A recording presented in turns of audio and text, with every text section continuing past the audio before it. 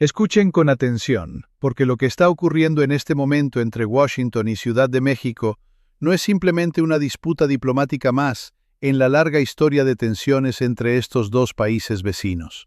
Lo que estamos presenciando es algo fundamentalmente diferente, algo que los grandes medios de comunicación convencionales no están analizando con la profundidad que merece, y esa omisión, ese silencio calculado, es en sí mismo parte de la historia. La administración Trump ha lanzado una demanda explícita al gobierno mexicano: entregar a Ismael El Mayo Zambada y a otros líderes del cartel de Sinaloa, incluyendo figuras vinculadas a la red de Rocha Moya, o enfrentar consecuencias que Washington describe como severas. Pero aquí está la pregunta que nadie en los canales principales se atreve a formular con honestidad. ¿Qué sucede realmente si México dice no? ¿Qué ocurre cuando un Estado soberano se niega a doblegarse ante lo que esencialmente constituye un ultimátum imperial? Y más importante aún, ¿tiene Washington la capacidad real, no la retórica, sino la capacidad operativa y geopolítica real de imponer las consecuencias que amenaza?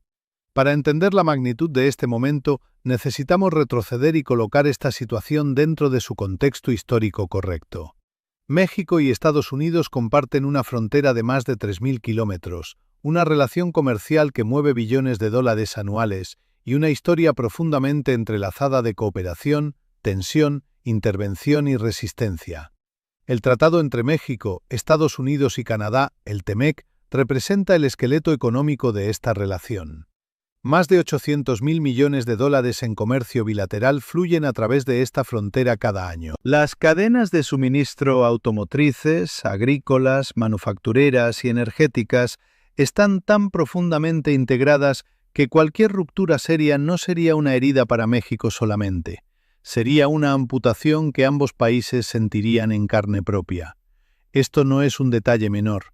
Es el factor estructural que determina los límites reales del poder coercitivo de Washington en esta ecuación. Ahora bien, la figura de Ismael El Mayo Zambada García y su conexión con la red que rodea a Rocha Moya no es simplemente un asunto de aplicación de la ley criminal. Aquí es donde el análisis se complica de maneras que los titulares de 3 minutos no pueden capturar. Zambada fue traído a suelo estadounidense de una manera que hasta el día de hoy permanece profundamente opaca, con acusaciones de que fue engañado o directamente secuestrado para comparecer ante la justicia norteamericana, circunstancias que el gobierno mexicano consideró una violación directa de su soberanía. El presidente Claudia Sheinbaum no ha sido tímida al respecto. Ha articulado con claridad que México no acepta operaciones unilaterales en su territorio y que cualquier cooperación en materia de seguridad debe ocurrir dentro de los marcos de respeto mutuo y soberanía nacional. Eso no es retórica vacía, es una posición de Estado con consecuencias jurídicas y políticas muy concretas. Si este análisis les está dando perspectivas que no encuentran en ningún otro lugar, les pido que le den like a este video ahora mismo, porque ese simple gesto le dice al algoritmo que este tipo de análisis profundo e independiente debe llegar a más personas que merecen entender lo que realmente está en juego en el mundo.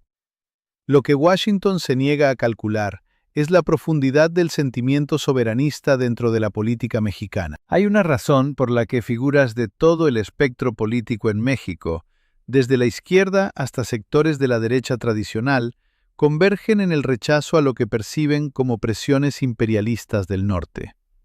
Esta no es una postura ideológica adoptada por conveniencia electoral. Tiene raíces históricas que se remontan a la intervención norteamericana del siglo XIX, a la ocupación de Veracruz en 1914, a décadas de injerencia en los asuntos internos mexicanos durante la Guerra Fría. La memoria histórica importa en política exterior, y la memoria colectiva mexicana sobre la relación con su vecino del norte está impregnada de episodios que alimentan una desconfianza estructural que ningún acuerdo comercial ha logrado borrar completamente. Pensemos ahora en las herramientas concretas que Trump tiene disponibles si México formalmente rechaza la demanda sobre Rocha Moya y las figuras asociadas al cartel de Sinaloa. La primera y más obvia es arancelaria. Trump ha demostrado una y otra vez que está dispuesto a usar los aranceles como arma de coerción política, no simplemente como instrumentos de política comercial. Ya amenazó con aranceles del 25% sobre todas las importaciones mexicanas en múltiples ocasiones. Pero aquí está el problema, que los asesores económicos de la Casa Blanca no pueden resolver con retórica. Esos aranceles golpearían con la misma fuerza a las empresas norteamericanas que tienen cadenas de producción integradas en México. General Motors, Ford, Stellantis, decenas de fabricantes de componentes electrónicos y agrícolas, todos sentirían el impacto de manera inmediata y medible. El lobby empresarial norteamericano, que históricamente ha tenido enorme influencia sobre la política comercial, no ha desaparecido. Y ese lobby sabe perfectamente que una guerra arancelaria con México no tiene ganadores netos en el lado norteamericano. La segunda herramienta es la designación de carteles como organizaciones terroristas extranjeras, una medida que Trump ya implementó al inicio de su segundo mandato. Esta designación abre teóricamente la puerta a operaciones militares en suelo mexicano bajo la lógica del combate al terrorismo, la misma lógica jurídica que durante décadas justificó intervenciones en Afganistán, Irak, Siria y otros teatros de operaciones. Pero aplicar esa lógica a México crea un problema geopolítico de proporciones completamente distintas. No estamos hablando de un estado fallido en el otro extremo del mundo. Estamos hablando del 15º socio comercial más importante del planeta, de un país con 130 millones de habitantes, de una frontera que no puede ser simplemente asegurada con operaciones quirúrgicas sin consecuencias que se extenderían de maneras impredecibles e incontrolables. Y aquí llegamos a la pregunta que define la dimensión moral de esta crisis. La pregunta que quiero que ustedes lleven consigo y debatan activamente. ¿En qué punto la presión que una potencia mayor ejerce sobre una nación más pequeña deja de ser cooperación en seguridad y se convierte en coerción imperial? Porque si aceptamos el precedente de que Washington puede exigir la entrega de ciudadanos mexicanos, puede amenazar con consecuencias económicas devastadoras si no se cumple, y puede reservarse el derecho de operar militarmente en territorio soberano bajo el paraguas de la lucha contra el narcoterrorismo. ¿Qué principio de derecho internacional queda en pie? Compartan sus reflexiones sobre esto en los comentarios, porque este es exactamente el tipo de debate que los medios convencionales están deliberadamente evitando. Lo que los analistas de Washington raramente calculan con honestidad es la dimensión china en este tablero. México ha diversificado estratégicamente sus relaciones económicas y diplomáticas en los últimos años, y China ha emergido como un actor relevante en esa diversificación. Las inversiones chinas en infraestructura mexicana, las discusiones sobre conectividad logística, la presencia de empresas tecnológicas chinas en el mercado mexicano, todo esto crea una geometría de interdependencias que complica la narrativa simplista de que México no tiene alternativas más allá de la subordinación a Washington. Sheinbaum es perfectamente consciente de este tablero. No necesita articularlo públicamente de manera confrontacional para que los tomadores de decisiones en la Casa Blanca entiendan que México tiene más grados de libertad geopolítica de los que el discurso de la dependencia sugiere. Consideremos también la dimensión doméstica norteamericana. Trump necesita victorias narrativas en el frente de la seguridad fronteriza y el combate al narco, porque esas victorias alimentan la base política que lo mantuvo en el poder. Pero hay una diferencia crucial entre victorias narrativas y victorias operativas reales. La captura o la extradición espectacular de un líder cartelero puede ser vendida como un triunfo en Fox News durante 48 horas. Pero si esa captura requiere una confrontación abierta con el gobierno mexicano que desestabiliza el TEMEC, que genera una crisis migratoria de proporciones amplificadas, que activa en la opinión pública mexicana un nivel de antiamericanismo que hace imposible cualquier cooperación futura en seguridad, ¿qué se ha ganado realmente en términos estratégicos de largo plazo? La respuesta honesta es muy poco, a un costo potencialmente enorme. Si todavía están aquí, escuchando este análisis, es porque entienden que el mundo está cambiando más rápido de lo que la mayoría de la gente puede procesar, y que estar desinformado en este momento histórico tiene consecuencias reales. Suscríbanse a este canal ahora mismo, porque en los próximos meses estos temas van a intensificarse de maneras que requieren exactamente el tipo de análisis profundo e independiente que estamos haciendo aquí. Lo que la geopolítica convencional de Washington ignora sistemáticamente es que la eficacia del poder coercitivo depende críticamente de la credibilidad de las amenazas y de la voluntad real de pagar los costos de su implementación. Estados Unidos ha demostrado una y otra vez en la última década que su disposición a absorber los costos económicos y políticos de sus posiciones maximalistas tiene límites muy concretos. El retiro caótico de Afganistán fue la demostración más dramática de ese límite. La incapacidad de imponer un cambio de régimen en Venezuela, a pesar de años de máxima presión económica, fue otra. Irán sigue siendo Irán después de décadas de sanciones. Estos no son fracasos accidentales de política exterior, son síntomas de una limitación estructural del poder norteamericano en un mundo multipolar que se ha negado a reorganizarse de acuerdo con las preferencias de Washington. México conoce estos precedentes. Los analistas y asesores de Sheinbaum no son ingenuos.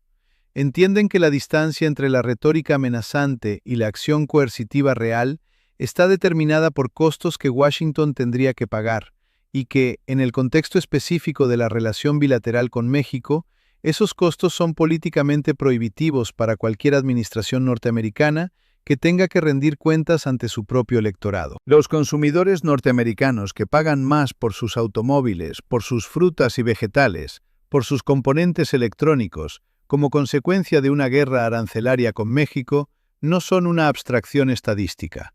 Son votantes en Wisconsin, Michigan, Ohio y Arizona, exactamente los estados que determinan elecciones presidenciales.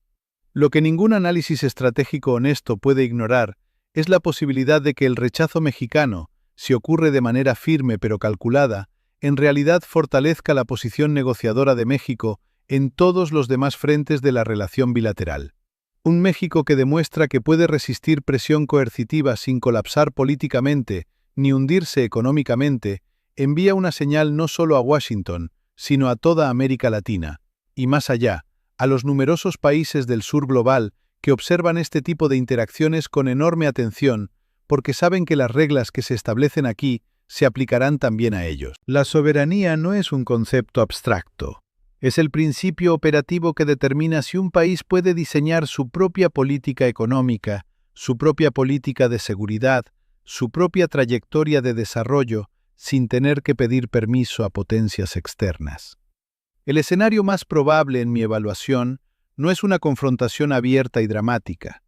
Los estados que se relacionan con potencias mayores rara vez eligen la confrontación frontal cuando tienen la alternativa del aplazamiento estratégico, la ambigüedad calculada y la negociación discreta. México tiene una larga tradición de exactamente ese tipo de diplomacia. Lo más probable es una mezcla de gestos cooperativos selectivos que permitan a Trump reclamar victorias narrativas domésticas, combinados con una negativa firme pero no estridente a ceder en los principios de soberanía que constituyen líneas rojas no negociables para cualquier gobierno mexicano que quiera mantener su legitimidad interna. Eso no es debilidad, es exactamente la forma en que los estados medianos navegan relaciones asimétricas de poder sin destruirse a sí mismos en el proceso. El verdadero peligro, el escenario que debería mantener despiertos a los estrategas en ambos lados de la frontera, no es un rechazo mexicano calculado y articulado. El verdadero peligro es una escalada accidental, un incidente en la frontera, una operación de inteligencia que sale mal, una filtración que humilla públicamente a uno de los gobiernos en un momento de máxima tensión doméstica, que empuja a ambos lados hacia posiciones de las que políticamente no pueden retroceder sin perder cara. La historia está llena de guerras y crisis que nadie quería, pero que ocurrieron de todas formas porque los mecanismos de desescalada fueron insuficientes frente a la lógica de la confrontación política interna de cada bando. Ese es el riesgo real que nadie en los grandes medios está calculando públicamente, porque hacerlo requeriría admitir que el sistema de gestión de la relación bilateral está bajo una tensión sin precedentes recientes. El veredicto entonces es este. Si México rechaza las demandas de Trump sobre Rocha Moya y las figuras asociadas al cartel de Sinaloa, no estará simplemente resistiendo una presión norteamericana más. Estará tomando una decisión que definirá el carácter de la relación bilateral por la próxima generación, que establecerá precedentes sobre los límites del poder coercitivo norteamericano en su propio vecindario inmediato, y que resonará en todo el sistema internacional como una demostración de que incluso en el hemisferio occidental, la era de la subordinación automática a los imperativos de Washington ha llegado a su límite histórico. Washington puede amenazar, puede imponer costos, puede hacer la vida más difícil para México en el corto plazo, pero no puede hacer que México deje de ser México. No puede reescribir la geografía, no puede deshacer la integración económica que beneficia a ambos lados, y no puede ignorar indefinidamente que la coerción sin límites produce exactamente el tipo de resentimiento y resistencia que hace imposible la cooperación genuina que ambos países necesitan para enfrentar los desafíos reales que comparten. Si este análisis les ha dado claridad sobre lo que realmente está en juego en este momento histórico, compartan este video ahora mismo con alguien que necesite verlo, con alguien que todavía está procesando estos eventos a través del filtro de los medios convencionales. Porque la única forma de construir una comprensión pública más profunda es expandir el alcance de este tipo de análisis independiente más allá de los que ya están convencidos. La verdad no se protege guardándola, se protege compartiéndola.